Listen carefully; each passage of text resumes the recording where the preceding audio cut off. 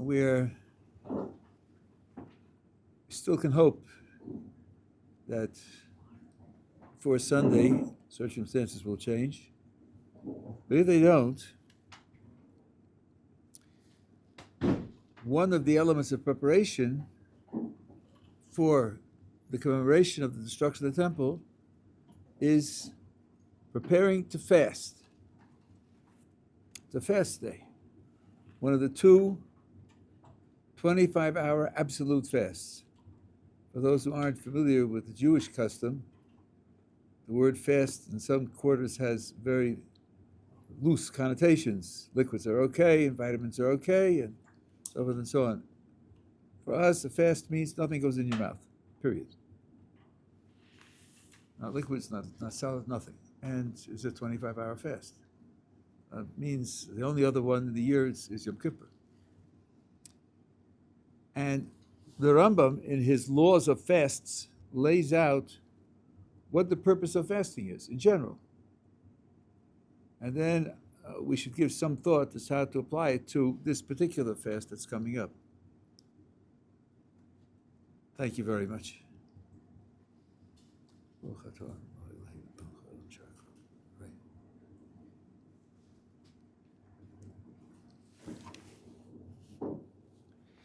There is a positive commandment from the Torah to cry out and to blow blasts on the shofar, on the trumpets, for all problems, attacks, dangers, injury that come on the community. And he quotes a verse. Anything that causes pain or injury,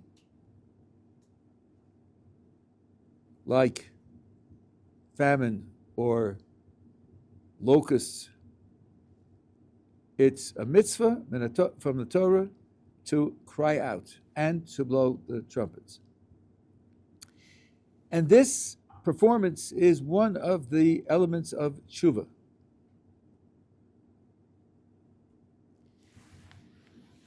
So, right away, the Rambam is telling us that these disasters occur to us, these problems occur to us because of our own failures. If our failures weren't at least part of the cause, then dedicating a performance to tshuva would be a relevant response. Notice I said part of. It's not the whole story, but it's part of the story. And this idea of fasting and crying out to HaKadosh Baruch Hu, crying out on the surface for help and relief from the disaster, is part of the process of tshuva.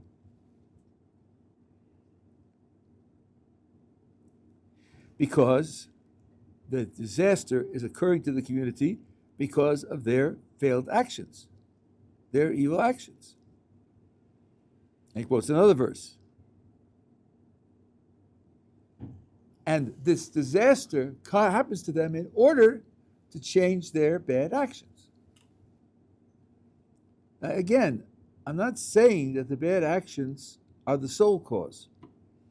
I'm stressing that because some people have the following false understanding. Well, if we are suffering, it's because we failed. And it's because we failed, we deserve to suffer.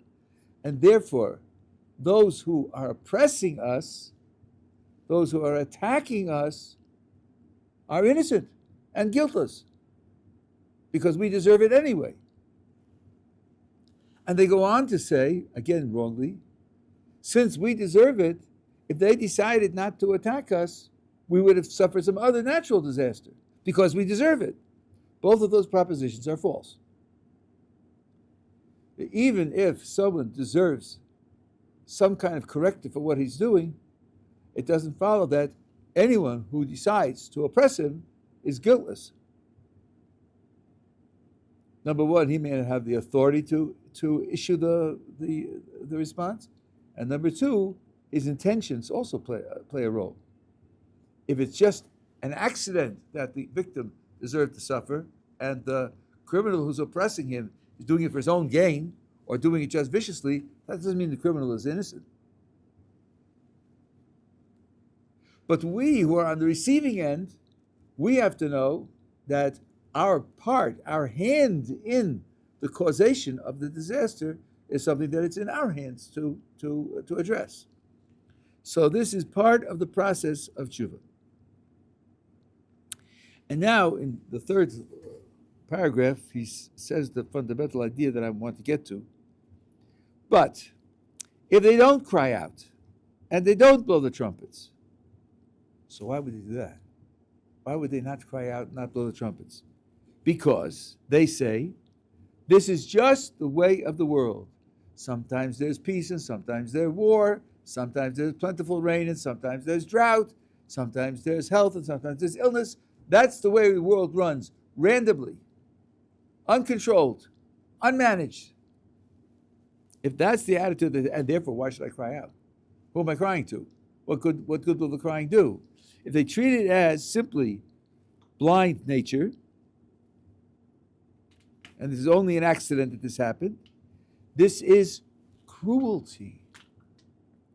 Taking this attitude is cruelty, achzarius, and causes them to continue their bad actions, which in fact are part of the cause, because they don't recognize it as part of the cause.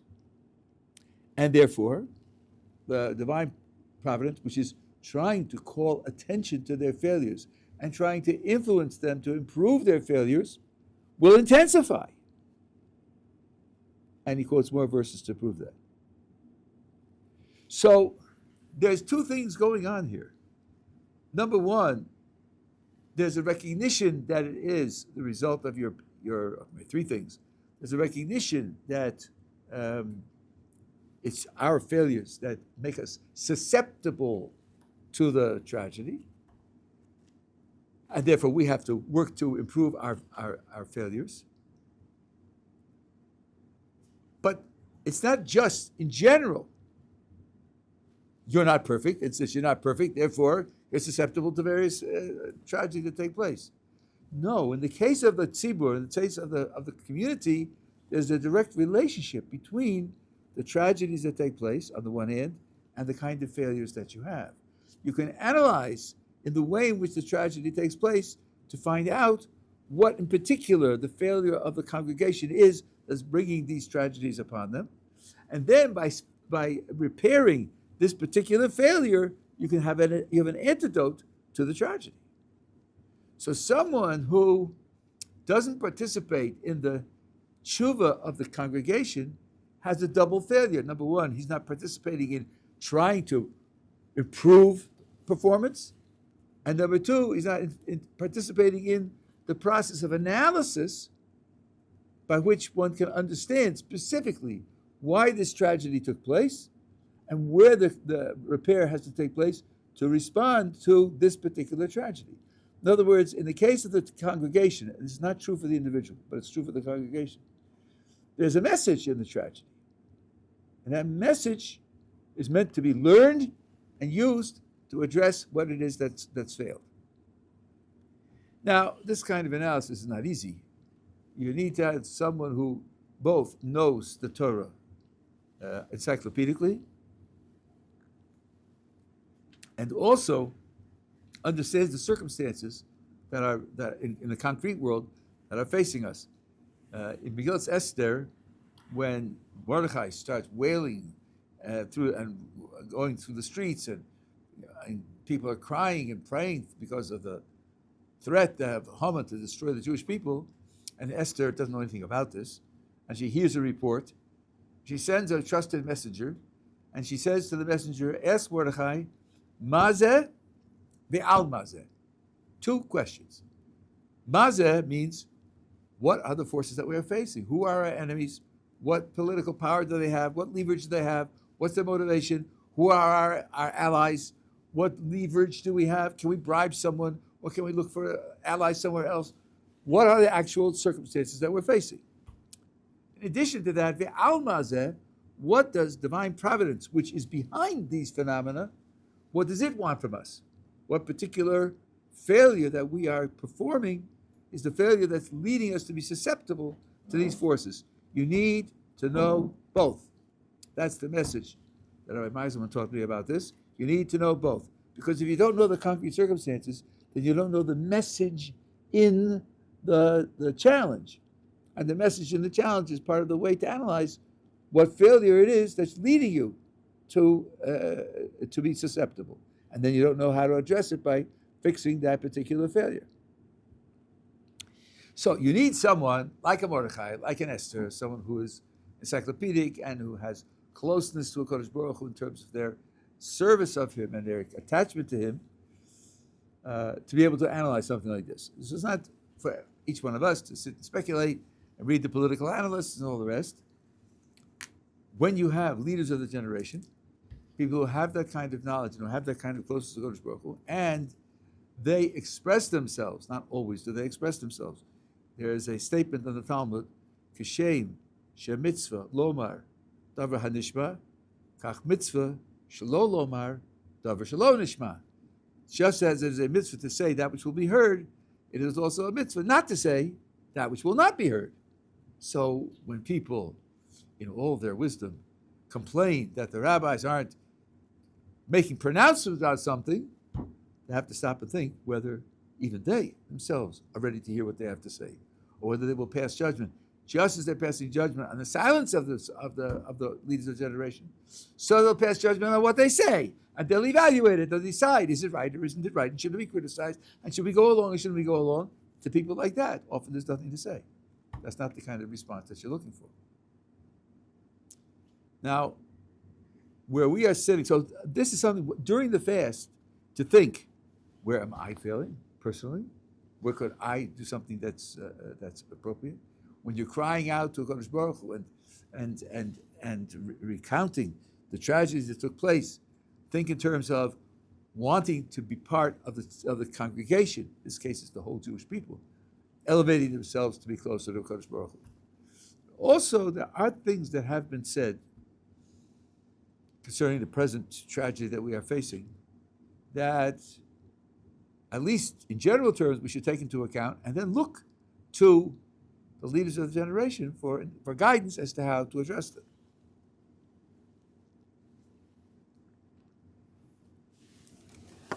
I'm going to tell you what I've heard. It's only a partial picture. I haven't heard everything that everyone has said. I would encourage you to ask other people what they have heard, so you have at least some picture of where we are and what it is that we have to address. Even before October 7th, there were those who said that the divisions between the various elements of the Jewish people, large-scale divisions, left and right, religious, non-religious, and anti-religious, and small-scale divisions within larger categories, there are also divisions, have become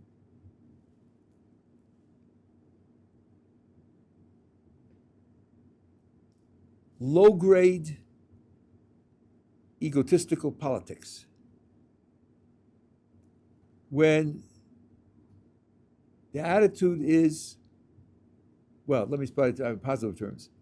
We have had, from the history of Judaism, from the time of Moses on, differences of opinion. And some about very profound affairs.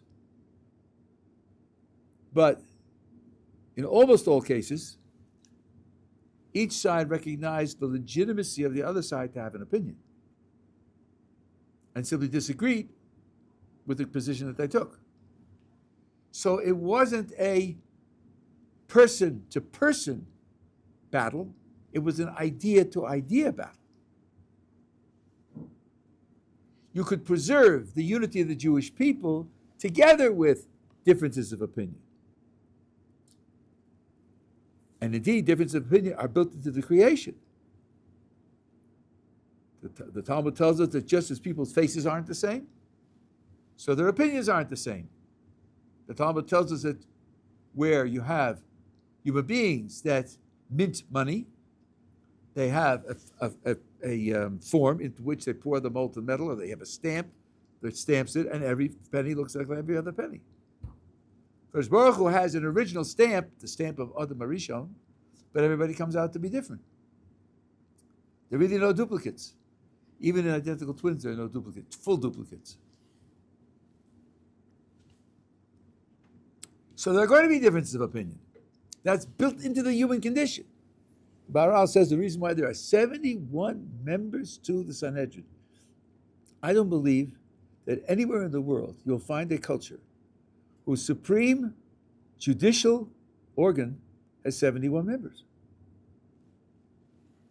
It's almost outlandish to have so many people on a judicial. Okay, they have legislative responsibilities also, but they also have judicial responsibilities. And the Maharal says, because people differ to the extent that they do, you want to have a large number so that a very wide variety of opinion can be recognized, heard, discussed, and debated before arriving at a decision. So people should not be frightened or upset or critical of the fact that there are differences of opinion. It's built into the creation of the world and into the system of Jewish law. But in almost all cases, there's respect for the other person's right to an opinion. Now, lest I be misunderstood, I just have to enter here a qualification, which some of you have heard from me. No, I disagree with that fundamental American idea that everyone has a right to an opinion. No, that's wrong. Not everyone has a right to an opinion. And if that's a foreign thought to you, try the following experiment. You're walking down the street, somebody walks up to you and says, "You're a Nazi." You say, "What? What? I'm a Nazi?" "Well, that's my opinion." Does he have a right to that opinion? I don't think so. Does he know you at all? What does he know about you? You know very well that everything about you contradicts the idea that you're a Nazi. There isn't anything about you that leads to the conclusion he's a Nazi. Then he doesn't have a right to an opinion. Excuse me. To have a right to an opinion, you have to be familiar with the subject and have the intelligence to understand the material and be not prejudiced about it. Otherwise, you don't have a right to an opinion. So, when you are qualified, you say that so-and-so has a right to an opinion, you're accrediting his scholarship and his intelligence and his life experience and his judgment. And the leaders of the generation are many people like that. They have a right to an opinion and they disagree. And that should be taken for granted. But just the very fact that they have a right to an opinion and they recognize that in each other, that means that there isn't a person-to-person breakdown. There's simply a difference of ideas. Since the founding of the state, this has been a difficult challenge. Sometimes we've met better and sometimes we've met worse. The last 10 years, there's been a terrific deterioration. And yes, this is part and parcel of the deterioration of politics in the Western world. I've been living here for 43 years. The great praise we had of the country was that we're about 20 years behind America, Baruch Hashem. They're the vanguards of this deterioration. The idea that someone who disagrees with you politically is evil. Evil. That debate or discussion is wrong. You don't debate with vicious, evil people. You don't debate with Nazis. And any kind of opposition, including shooting them, is permissible and even praiseworthy. That level of breakdown in the unity of the people is something that's certainly not typical of Jewish history. It has happened. There have been other occasions, but especially in the Western world and in the state of Israel, it has reached a state of great intensity. And yes, the breakdown is fueled by the left, and it's typical of the left in the United States and other places in Western world, and the left brought it to this country. And as is typical, I think, across the whole of the Western world, the right has not participated in it to the extent that the left has. Though it's hard to fight with people, it's hard to hold your own against people who are shooting at you without shooting back. Typically, the right has been more guarded, more self-controlled in this regard. But the idea that there are Jews who will look at other Jews and simply say that they're totally illegitimate. There was this famous incident before 1948. There were different groups here with different positions, what to do with respect to the British, what to do with respect to statehood, and all the rest. And there was an armed ship belonging to one group that docked in the port here in Israel, and the other group was on the shore, opposing armed group, and they could have shot at them. And the leader of the second group said, "Don't shoot. We disagree, and we're fighting different battles, but Jews don't shoot at Jews. Just can't do that." Well, that's gone. That's gone. So there's a terrible breakdown. Now, the breakdown in the large groupings of the Jewish population in Israel is more expected. It's more expected. But there's a breakdown within the traditional population also. Not to the same extent, obviously, but more than it should be. A lack of respect for the other person's point of view, even if it disagrees with your point of view. Again, this isn't brand new. Maybe in the rise of the Hasidic movement, it was more serious. When the Hasidic movement in general and the religious population against the Enlightenment, and there you had active efforts to break down the other party. Boys would go into yeshivas who pretend to be yeshiva bochurim and bring in Tolstoy and influence the other boys to read Russian literature so as to get them out of the yeshivas because of their ideology. The active opposition against, or the struggle between the religious and non-religious elements within the Jewish population is an old matter, but it has become exacerbated, and even within the religious population, there is less mutual recognition, less mutual respect, less caring than there should be. Rav Asher Weiss was one of the leading poskim of the present day, and who cares very deeply about the Jewish people as a whole. And those of you may know, he's very now associated with Ohr Somayach. He comes in often to give shiurim. He published a short video in which he told the story of a soldier who lost the bottoms of two legs and an arm in an attack, and he was in hospital and he was recovering. And he called up Rabbi Weiss to talk to him, to ask him questions. Rabbi Weiss said, someone who's lost 3 limbs as a soldier, what is he going to want to know? What is he going to talk about? God's righteousness, and why did the innocent suffer, and why is there a war, and so on and so on. No, that's not what he wanted to talk about at all. He wanted to know, how will I put on tefillin? He wanted to know, when I get a prosthesis for my leg and I'm able to walk, shall I make a shechayanu? In celebration of the fact that now I can walk? This soldier was so connected to serving HaKadosh Baruch Hu that the questions he wants to ask is, okay, I'm wounded, all right, I'm going through rehabilitation, who knows how far I'll get? What blessings do I make to the Creator on the ways in which I'm able to serve Him when I'm rehabilitated?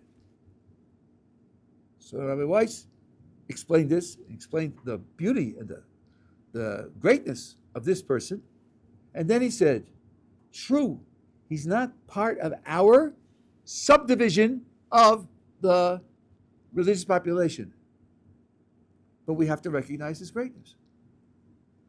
That was exactly the right thing to say.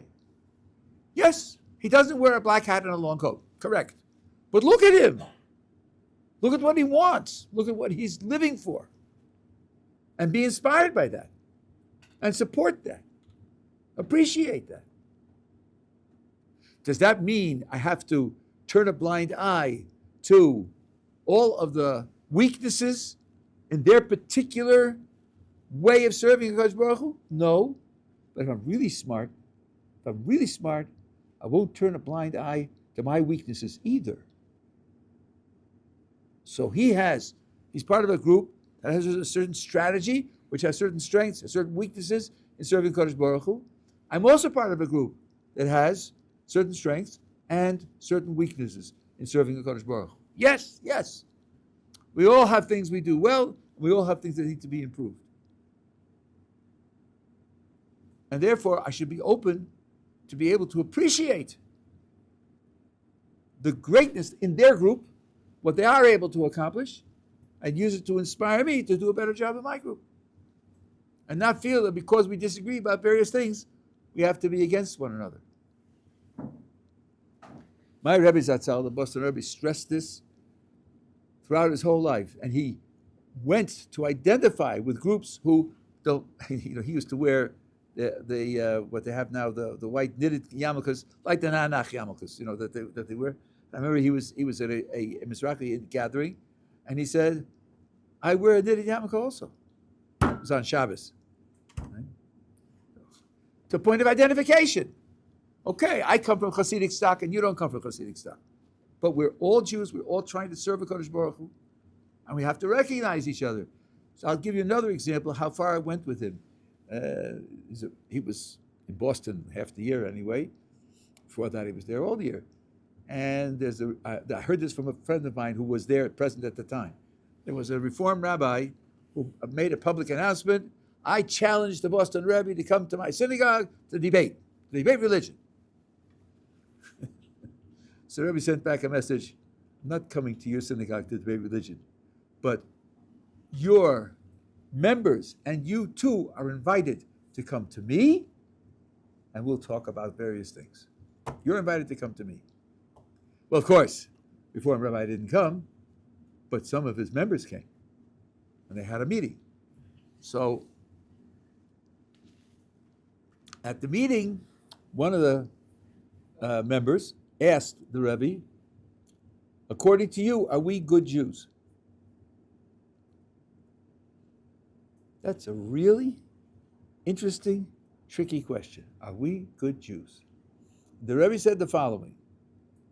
For me, a good Jew is a Jew who isn't satisfied with where he is in his Judaism and is looking to grow.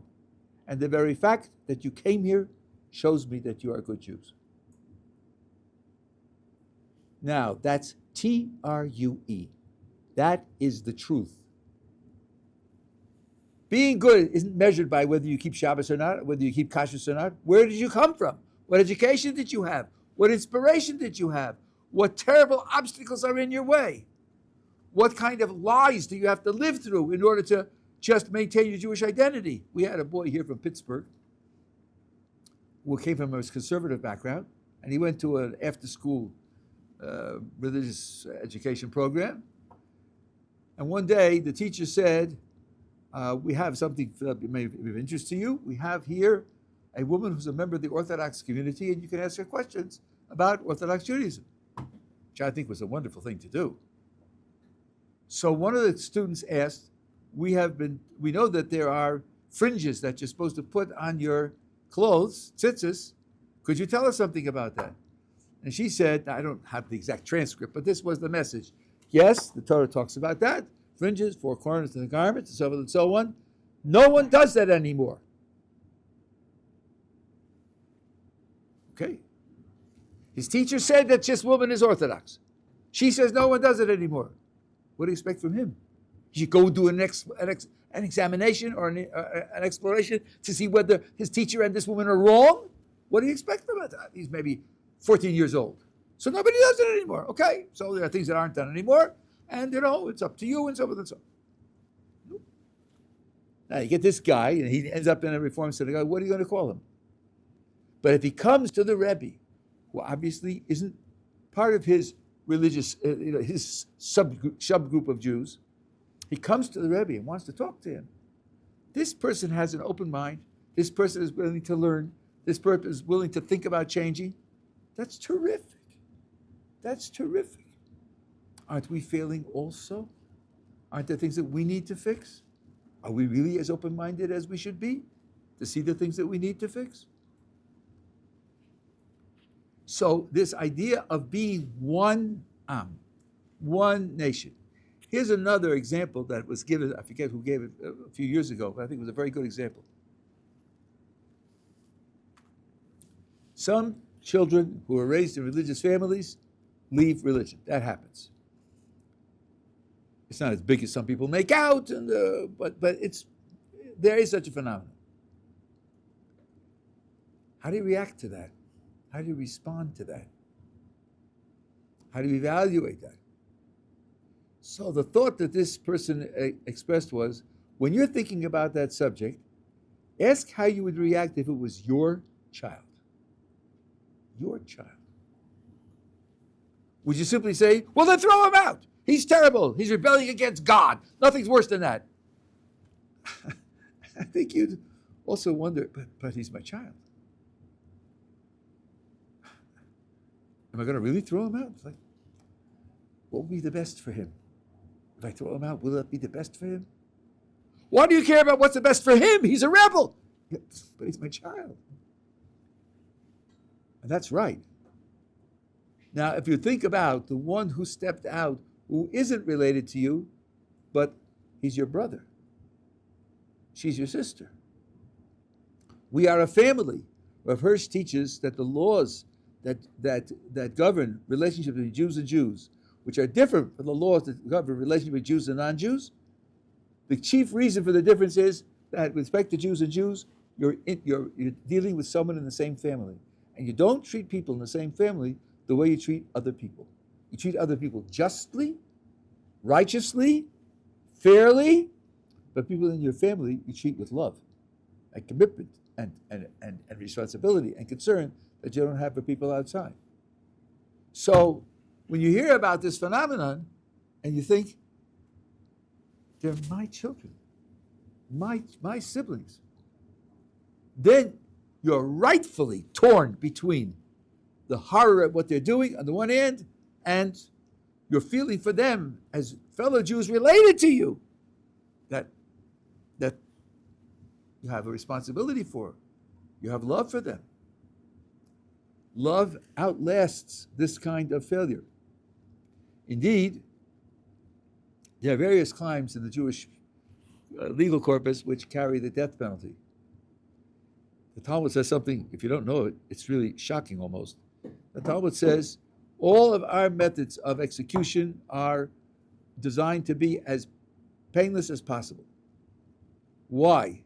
Because you should love your fellow Jew as yourself applies to the person who's being executed. You love him also. He committed a crime for which, yeah, he did. He did commit a crime. And that's the punishment for the crime. But that doesn't mean you hate him. That doesn't mean you hate him. And there are people who, according to certain Rishonim, you're supposed to hate, but merely committing a crime, merely committing a capital crime. And they go capital punishment. That's not enough reason to say that you hate him. So if that's true, someone who steps out, in almost every case, they don't step out because they think one day, which way will I make more money? In yeshiva or out? I'll probably make more money outside yeshiva. Let's leave yeshiva. That's not how it happens. These people are under terrific pressure, psychological pressure, social pressure, sometimes economic pressure, sometimes health pressure. They're struggling. They don't dance out because it's just the easiest thing to do. So these are people under terrible pressure, and they're making a terribly wrong choice. Still, that doesn't cancel the idea of loving them. Job. In the book of Job, Job has lots of complaints against God. And in one place, the book describes Job with the following words. Job beli das yadaber. Job speaks without understanding. When I first read that, I thought, Well, that's a real condemnation. If you don't understand, keep quiet. Don't talk. What do you mean you're talking and you don't understand? But like everything else in the written Torah, written Tanakh, it has to be read together with the oral Torah.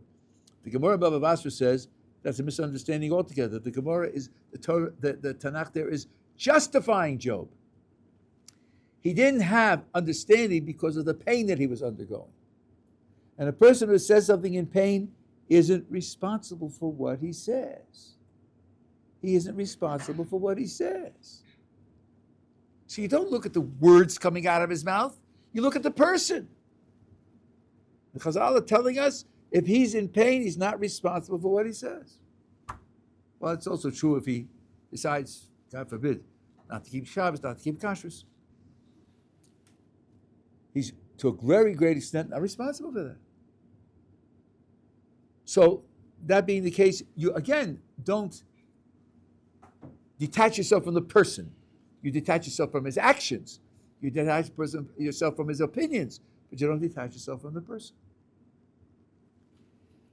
Now, it was remarked that in the population of the country as a whole, after October 7th, for a while, for months and months, there was a real expression of unity. It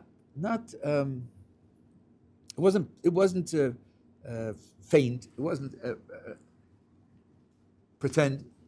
It was real. In the sense, we have been attacked, and we need to respond, and we need to do it together. And people saw that as the beginning of a healing of these kinds of divisions. It didn't last in toto. I think the situation today is better than it was before October 7th, but it didn't last in toto. There's the different groups that are competing with one another. The question for us within the religious community is whether we've responded well enough to accomplish that. And now, in practical terms, one should think, generally, but in particular on Tisha B'Av, what one can do to try to overcome these barriers. So, for example, there are soldiers dying in Gaza, and sometimes they live in an area that's close to you, and you see announcements that they're sitting Shiva. You could consider going to pay a Shiva call. I don't know them, so what? A lot of people will come who don't know them. People come to show identification. My Rabbi took me to a case in Har Shmuel. We were the only Haredi people there, and there were a lot of people there. There was a lot going on. And the father of the fallen soldier was sitting in a certain spot, and there were other people there. So it's not time for a conversation. But I stood there just to be there. And then he looked at me and he said, "Thank you for coming." He's not Haredi at all. But somebody Haredi came to him to say, "I share your pain. I share your pain."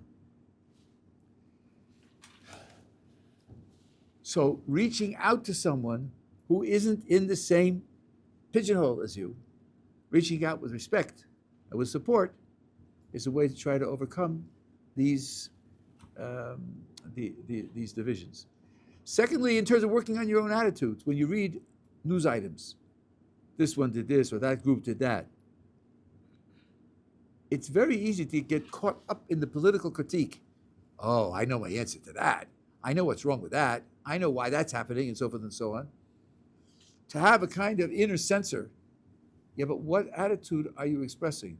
What attitude are you reinforcing? An attitude of rejection? An attitude of disconnect? Think again, is that where you want to be? Interestingly, my Rebbetzin, makes a very important distinction. I just now sort of sloughed it. Between what do I want to do and who do I want to be? I think that's very, very profound. Because an action that you do is real, it has consequences, but it also expresses who you are, reinforces some part of who you are. So when you do the action, one of the things you want to ask yourself is, will this action contribute to making me the person I want to be? That's a much more profound question. Do I want to be a sympathetic person, a supportive person, a respectful person? And then I hear this attitude or this action, and I have, oh, my critique is ready. I know how to cut it down. I know how to cut it down. But then who am I going to be? I'm going to be the one who cuts things down. I can sound very good in a political debate. I know how to do that. Right? But then you're the person who's the mocker, the person who makes fun. Is that who you want to be? The mocker? The let's? So when you ask these questions of yourself, Tisha B'Av is a time to meditate on this. Meditate on where you want to go and what you want to become. And one more thing that I would like to mention, and then we have time for questions for a little while. In the 23rd Psalm, Mizmor Dovid, it says, Shiv techo b'shantecha heimi nachamuni. Your shevet and your mishenes comfort me. Now, a mishenes in Hebrew is something you lean on, like a crutch. About 10 years ago, I had a broken leg, and boy, was I happy for crutches. Because without crutches, I wouldn't have been able to get around.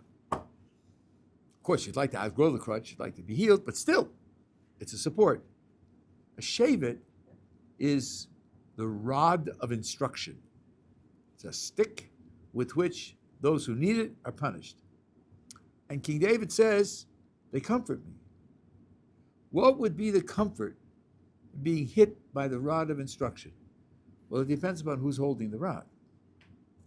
If I believe that the one holding the rod loves me, cares about me, and he wants me to have a good life, then maybe I could hear in the instruction two very supportive messages. One message would be, you could do better. There's no point in punishing a person for failure if he can't do better. That would be just vindictiveness. So to be told that I can do better means I haven't reached the end of my development. I haven't reached the end of my resources. That's definitely a supportive message. Number two, what you do is important. Because if what I was doing had no value, it wouldn't matter whether I succeeded or failed at all. So the second message is the importance of what I'm doing. Those are two very supporting messages. When I know that the rod of chastisement is being held by someone who cares about me and who knows me and knows the world, then I get those two supports from it. So when something like Tisha B'Av happens, we spoke about this yesterday, but now I'm taking it to a different level. To feel in it caring, not rejection, not disconnection, but caring. And for this, there's a statement in the Talmud, I believe it's in Yuma, a very remarkable statement. You know that the ark in which the tablets were kept had a cover called the kaporos. The cover was solid gold, and the top of it was fashioned into the form of two angels, the cherubim. Now, we are told in the oral tradition that the position and attitude of those two figures was not constant. Sometimes they were looking at each other, sometimes they weren't. They turned in different directions. When the Babylonians came into the temple and they saw the cherubim on top of the Aron, they were embracing.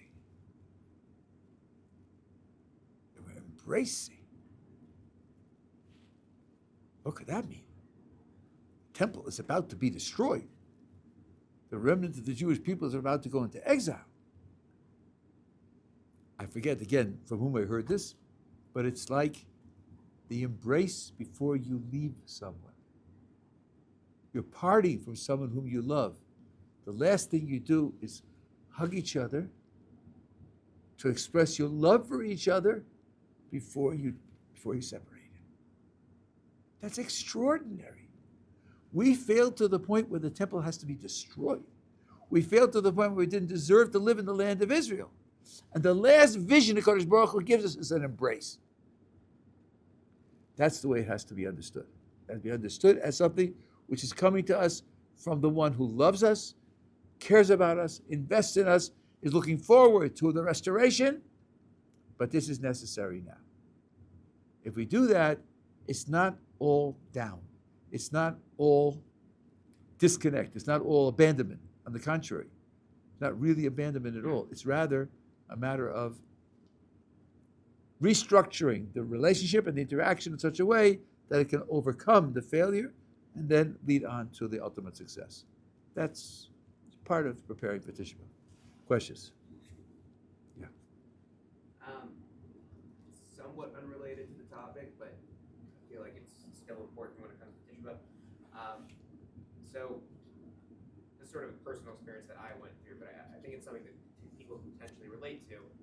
You know, right now we're in Gullus. In Gullus, we're trying to, each of us has the opportunity to work on ourselves, to complete ourselves, to achieve a degree of shleimus that will, you know, in that merits, bring about the geula. And as soon as Mashiach comes, that opportunity for shleimus goes away. So, you know, I went through this sort of this progression where when I first came to Eretz Yisrael and I'm in yeshiva and I'm growing in all these ways that I never could have imagined, it almost felt like, you know, coming up to Pesach, it's like, you know, I feel like I'm almost there. Like, I feel like I'm ready for Mashiach, you know? And then, you know, like, different things happen. You realize that you're not really holding at the level you thought you were. And you're like, okay, like, no, I'm not. But then it starts to get a little bit vague because it's like, okay, well, I'm not ready, which means I want time to get ready. But I also want Mashiach to come now. I'm supposed to want Mashiach to come now. But if Mashiach comes now, then I'm not going to achieve the shleimus I'm supposed to. And, you know, like, in the Ramchal, like, talks about, you know, like, ultimately, Mashiach is only going to be as good as the effort that you put into it, how much you succeeded before. And I wonder if, like, a lot of people, something that maybe interferes with our ability to want Mashiach is this feeling of, like, I'm not ready yet. I haven't deserved it yet. There's more that I need to do. And that can manifest as there's more I need to do. There's more that I need to do to become close to Hashem. It could be there's more I need to do to earn money and achieve what I want to do in the Gashmi sense. Like, I just wonder what Rabbi thinks about that. I think it's a known question. It's a genuine question, and I think it raises a kind of deep and subtle issue. First of all, a minor point. The project of achieving my own shleimus is a hopeless project because every time you take up another step, you get a larger vision of what's available. It's a never-ending process. It isn't as if you'll get to the point of, you're 44 and you've taken that finally mastered the final Masechta and say, okay, it's over. Because when you finish that, there's always something else. In learning, in developing your midos, your horizon is only as far as you see now. It's a little bit like climbing foothills to go up a mountain. So you climb this foothill. From the top of this foothill, you can see the top of the next foothill. Okay, you go down the valley, but from the top of that foothill, you can see the top of the next foothill. So you don't realize what you're capable of as you're going along the path. So it isn't as if, oh well, when I'm 53, then I will have achieved my completeness, and then I'll be ready for the Mashiach. Because when you're 53, you'll see other areas of completeness that you weren't. So it's a process that doesn't end. That's point number one. Usually, there may be exceptions, but usually that's the idea. But even more deep, the question is, how much do you trust the Kodesh Baruch Hu? He's running the show. He told us we should daven for the Mashiach. That means to say, we should want the Mashiach. We should daven sincerely. Only, you want that on the basis of authority. My analogy for this, and this works for other things as well, is this. You go to the doctor, you get a checkup, and the doctor says, you need this medication. He writes a prescription, go to the pharmacy, you hand it in, the pharmacist says, yeah, we have this, I can give it to you. But let me ask you a question. Do you really want this medication? You honestly want it? Sincerely want it? I say, well, frankly, I don't know what's in the medication, and I don't know what condition I have, and I don't know what difference it will make. But am I somehow deceiving you? Am I misrepresenting myself? Am I lying when I say I want it? No, the doctor told me I need it, and that's why I want it. I trust him that if he tells me I need it, it'll be good for me. So it's perfectly legitimate to say you want something, even though you don't know why it's necessary, when you have it on good authority that it's wanted. You have a reason for thinking that maybe the Mashiach coming now wouldn't be the best thing that would happen. Okay, that's a reason. And you don't understand what the answer to that question is. But you know what Kodesh Baruch Hu said, that you should daven, it should come, and that means that you should want it to come. So obviously, that question isn't the right question. It isn't the right question. Now here's an example of how you could think of things differently, and maybe part of that question will be answered. There are some sources that talk about the state of the generation in which the Mashiach comes. Will it be all good? Will it be all bad? Will it be good enough? And so forth and so on. But there's another type of view, and that is every mitzvah that a Jew does and every accomplishment of every generation puts an investment in a bank account. And when that bank account gets to, 14 billion, whatever it is, then that'll be enough to bring the Mashiach. Each generation makes an investment in not an investment, contribution, puts into the balance of that bank account. So maybe let's say the last generation is on a rating from 0 to 100, 35. That's not very high. That's not very exalted. But if there's only a little bit left and they make that last investment, so then you reach the total and the Mashiach will come. So then it's not a question of you're reaching your shleimus. It's a question of you're making the contributions that's necessary for the contribution to total up. Now, the final question will be, then what about my shleimus? And here's a feature which I think is everyone would agree on. Let's suppose I train myself in good habits. The training requires effort. There's certain opposition that I have to overcome. But after a while, often, not always, but often, the habit becomes more or less automatic. What reward do I get after I have instilled the habit and now it's automatic and I'm not struggling anymore? So Rav Dessler says you get the same effort that you get for the original effort because this habit is functioning only because of that effort. So you continue to accrue that effort, that benefit, that merit, because that was the effort that you put in. Okay. Now, you pray that the Mashiach should come. Let's say your question is predicated on a certain view that when the Mashiach comes, there's no way of earning more merit, no way of earning more shleimus. There is such a view, although it has to be handled with care, but there is such a view. But now, if you pray for his coming, your prayers are part of what bring him. If your prayers are part of what bring him, you then have the status of reaping the benefits of what happens later, even though later you don't make free decisions, even though later the knowledge of Hashem and the revelation of Hashem in the world is so powerful that you just function automatically. But since you did something to bring that about, you get benefit from all of the improvements that happen to you, all the Torah that you learn, and all the improvements of your character and so forth and so on, because you helped to bring that about.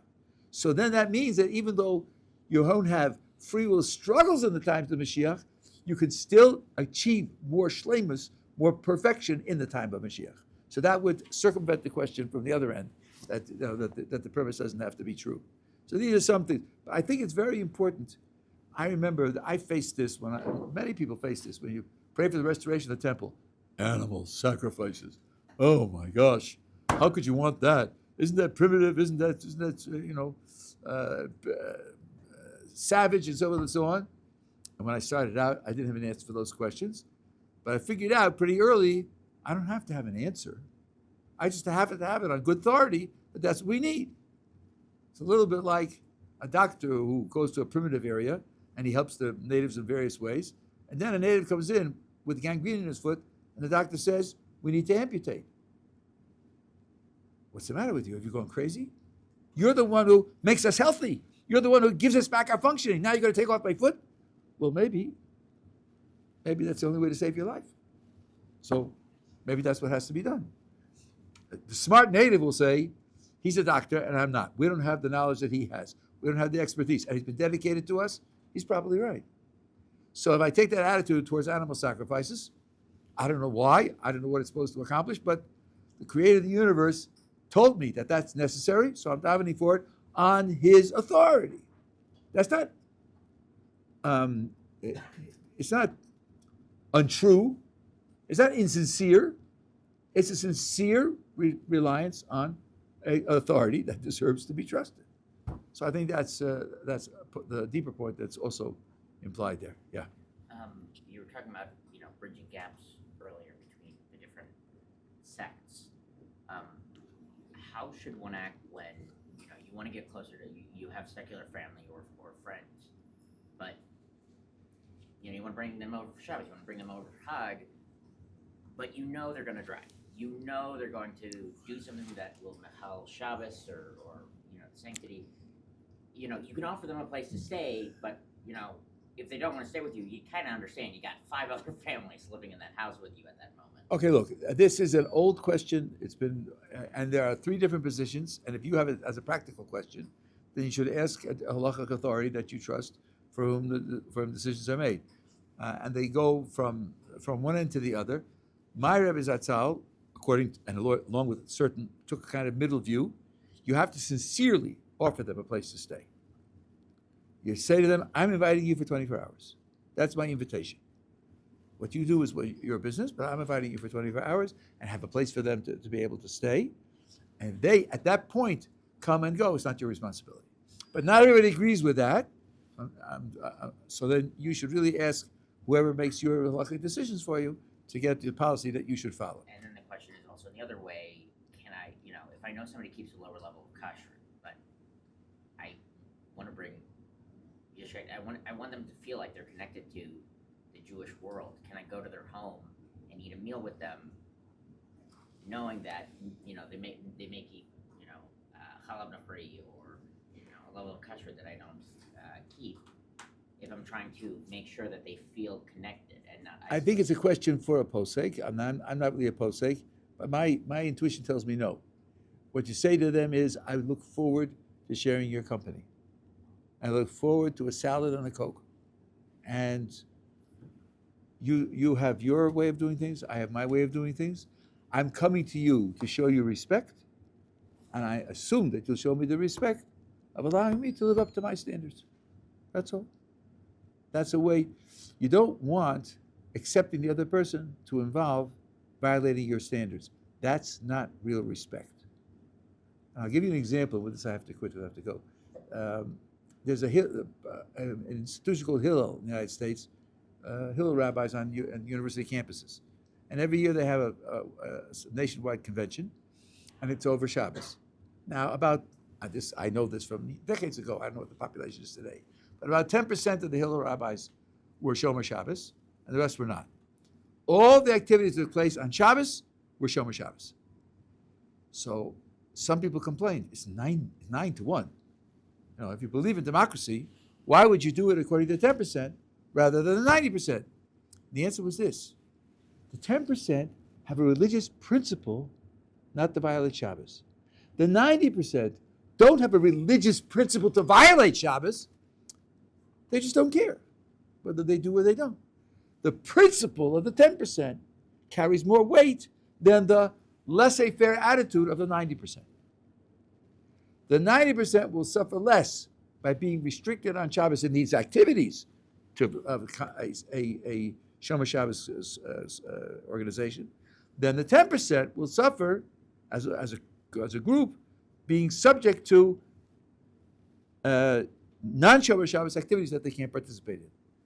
So that means the respect you show for a person is not by sacrificing your principles. Respect you show for a person is by enabling you and he to live according to both of your principles together. There's a Mishnah, Mishnah Yevamis. Vesil Beishamai disagreed about marriages that create children who can't be married. And the Mishnah says, even so, they married each other's children. So I saw this. Certain groups said, you see, who can be married and who can't be married? That's rituals. That's not very important. Vesil Beishamai knew better than that. the unity of the people was more important, and they overlooked that, and that's why you should be with these rituals, and don't take them so seriously. Look what Beis Hillel and Beis Shammai did. It's dead wrong. The Gemara explains that the one who's more strict, the other one said, you're more strict, you can't marry this child of ours because your principles don't allow you to marry this child of ours. And that's why they intermarried with them, because they trusted them to tell them when they couldn't do it. And they told them they couldn't do it. That's respecting the other person's principles, not overlooking them in the name of support. That's not real respect. Okay, we should be able to celebrate on Sunday rather than have to